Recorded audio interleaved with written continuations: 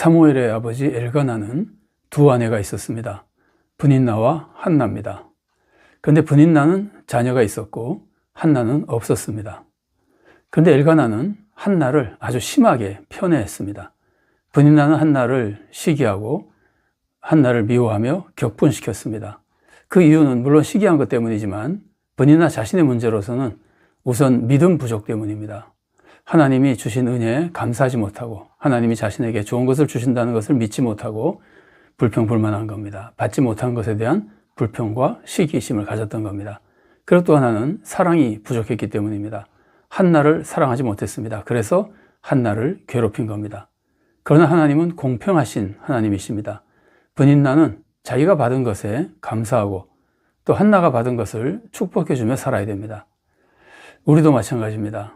우리가 내가 받은 것에 감사하고 이웃이 받은 것은 또 이웃을 위해서 축복해주고 또 이웃이 받지 못한 것에 대해서는 이웃을 긍휼히 여기며 서로 자기가 받은 것으로 서로 도울 때 우리는 함께 하나님의 은혜와 축복을 누릴 수 있는 겁니다. 우리가 이런 믿음과 사랑으로 함께 하나님의 은혜를 누리며 행복하게 살 수 있기를 바랍니다. 오늘은 한나에 대해서 살펴보겠습니다. 한나의 배경은 많이 알려져 있지 않습니다.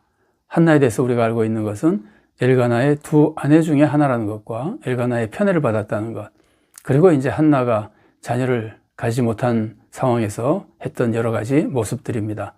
한나에게는 자녀가 없었습니다. 그러나 엘가나의 아주 극진한 편애를 받았습니다. 브닌나는 한나가 이렇게 남편의 편애를 받는 것에 대해서 시기하면서 한나가 자녀 없는 것에 대해서 조롱하며 격분시켰습니다. 한나는 나중에 하나님의 은혜 속에 자녀를 얻게 되고 또 첫 아들 사무엘을 하나님께 바치며 하나님의 축복을 누리게 됩니다. 브닌나는 특별히 제사를 드리러 갔다가 한나를 격분시켰습니다. 왜냐하면 엘가나가 제사 후에 한나에게는 분깃을 브닌나보다 2배나 주었기 때문입니다. 한 번은 한나가 또 이렇게 브닌나로 인해서 고통을 당할 때 한나는 여호와의 전에 가서 기도를 드리게 됩니다. 한나는 기도하고 통곡하며 소원합니다. 아들을 주시면 하나님께 바치겠다는 소원입니다. 그런데 이 소원은 입다의 소원과 좀 다릅니다. 입다는 우선 누군지 정하지 않고 처음 나온 자를 번제로 바치겠다고 소원했습니다.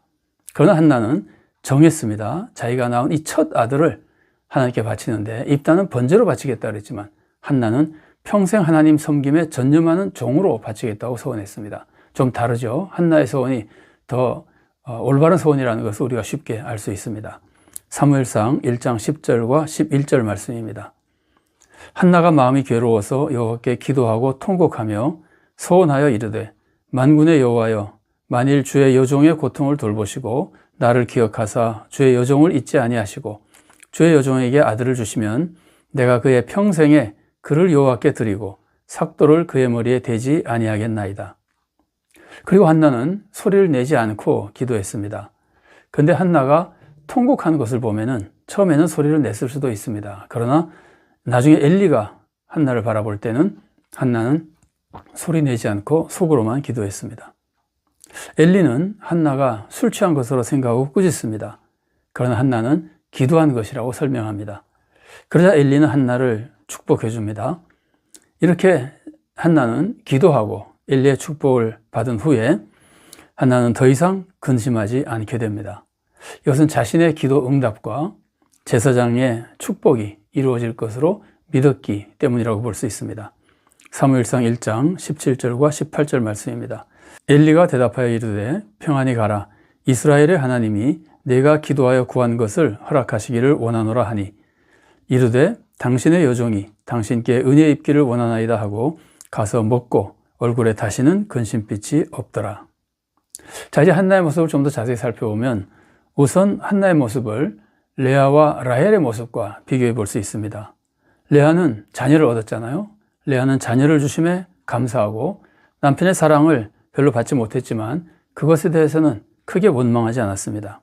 반면에 라헬은 남편의 사랑을 극진히 받았음에도 불구하고 그것에 대한 감사보다 자기가 자녀 얻지 못한 것에 대한 불평이 더 많았습니다. 이 모습을 보면은 브닌나를 생각해 보면 브닌나는 자녀를 주심에 감사하지 못하고 남편이 한나를 편애하는 것에 대해서 불평했습니다. 그리고 악을 행했습니다. 이제 한나의 모습을 보십시오. 한나는 자녀가 없어도 남편의 사랑과 또 평안한 삶에 감사하며 불평을 극복할 수 있었습니다. 행복하게 살 수도 있었을 겁니다. 그러나 한나는 자녀가 없다는 것과 그것 때문에 분인나가 격분시키는 것에 큰 고통과 슬픔을 겪었습니다. 이것은 한나의 부족한 믿음의 모습이라고 볼 수 있습니다. 한나는 남편의 사랑에 대한 감사가 부족했습니다. 공평하신 하나님에 대한 믿음이 부족했습니다. 혹시 한나가 남편의 사랑에 감사했다고 해도, 그리고 만족했다고 해도 분인나가 격분시키는 일을 견디지 못했습니다. 이 점은 분인나의 악행이지만 동시에 한나의 부족한 점이라고 볼 수 있습니다. 받은 것에 감사하며 받지 못한 것을 감사로 이겨낼 수 있는 믿음의 부족한 점이라고 볼 수 있습니다. 물론 한나가 이 정도의 모습을 보여주는 것, 물론 우리는 인간적으로 이해할 수 있습니다만은 그래도 성숙하고 온전한 믿음이라고 보기는 어렵습니다. 좀 부족한 모습이 나타난 모습입니다. 자, 한나는 자신의 고통을 하나님께 가져와서 하나님께 아뢰입니다. 이것은 참 좋은 신앙입니다. 우리가 고통당할 때 괴로워하다가 해결하는 것을 포기해버린다면 그것은 하나님을 믿는 것이 아닙니다. 어려움을 하나님께 가져가서 하나님의 도움을 구하는 것이 참된 믿음입니다. 믿음은 의지하는 겁니다.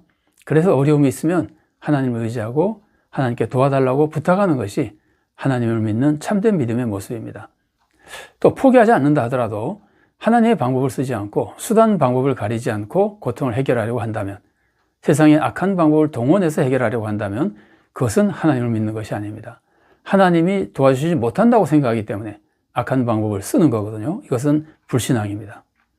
우리는 절대로 하나님의 뜻이 아닌 악한 방법은 사용하지 말고 오직 하나님께 도와달라고 기도하며 하나님의 방법으로 최선을 다해야 됩니다. 그것이 하나님을 믿는 믿음입니다. 내 뜻대로 안 되어도 하나님의 역사를 기다리며 하나님의 뜻대로 최선을 다하는 것이, 기도하며 하나님의 뜻을 기다리는 것이 참된 하나님을 믿는 올바른 믿음이라고 볼 수 있습니다.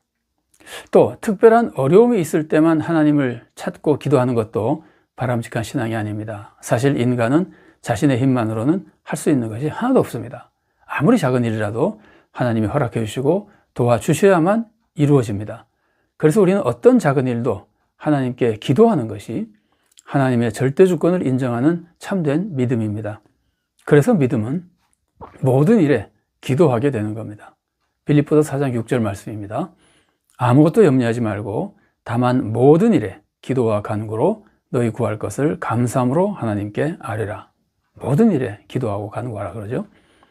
자, 기도에서 이루어지면은 그때마다 우리는 하나님께 영광 돌릴 수 있고 또 하나님께서 영광을 받으십니다.